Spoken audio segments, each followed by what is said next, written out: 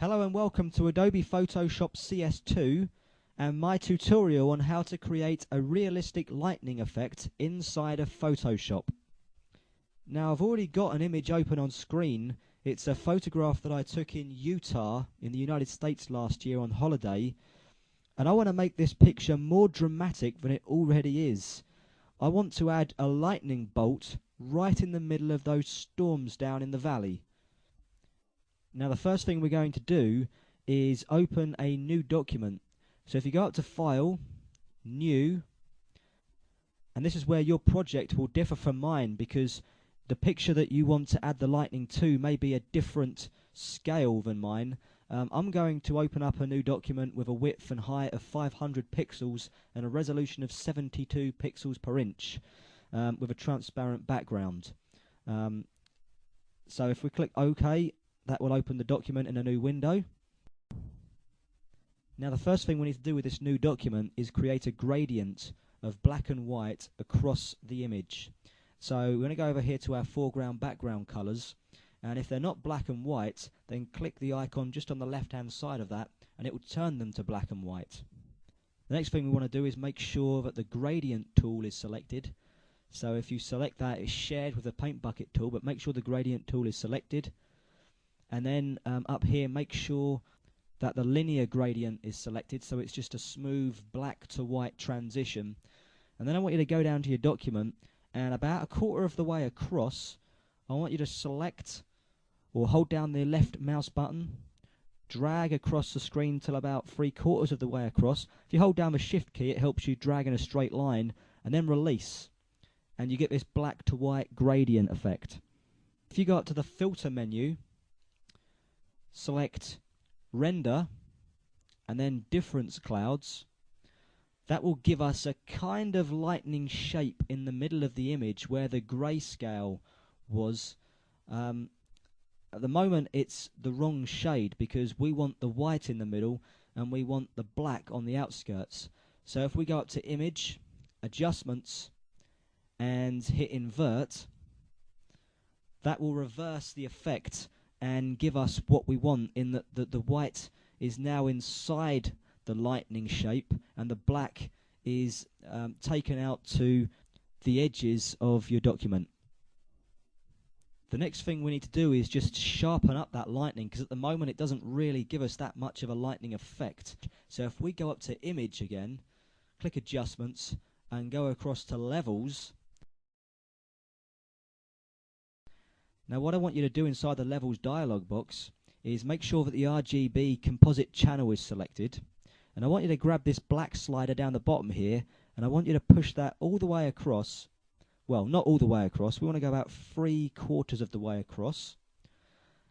Release, and then I want you to grab the grey gamma value in the middle, and I want you to drag that across as well. And just watch the screen, watch your lightning, and wait until you really do get a lightning effect. You don't want it too much because then you lose a lot of detail.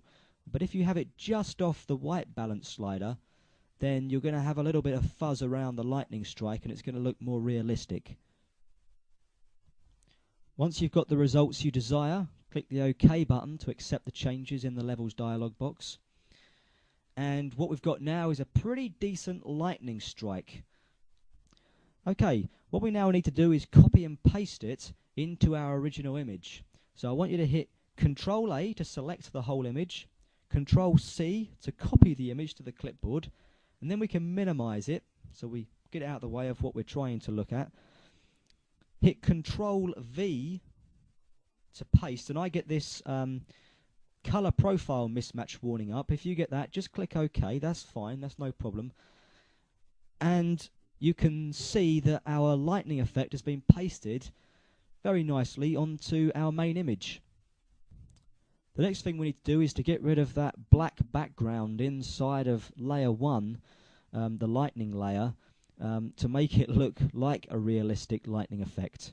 So if we make sure that layer 1 is selected, or whatever you've called your lightning layer, and then go up to the Blend Modes option box and select Screen. And that takes away all the dark colors inside that layer and merges them with the background layer, and it gives you the effect of taking away all of the blacks in that image, which is exactly what we want. So now we can select the move tool and move the lightning roughly into place as to where we want it. That looks pretty good there. Now I suggest to finish it off, you either scale the lightning down to roughly the right size. You can do that if you want. What I'm going to do here though is I'm going to grab the eraser tool and I'm going to bring up my brush size. I'm going to zoom in a bit here now. And I'm going to make sure that I have the softest brush I can possibly find selected. And I'm then going just to brush away some of the lightning at the top, so it starts roughly where I want it to start. And I'm going to brush away some at the end, so that it ends where I want it to, and it also gives the lightning bolt a nice smooth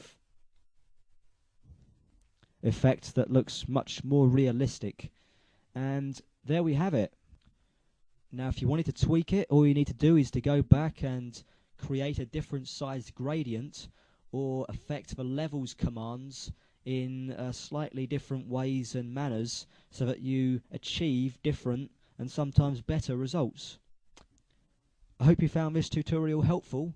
Thanks very much for watching.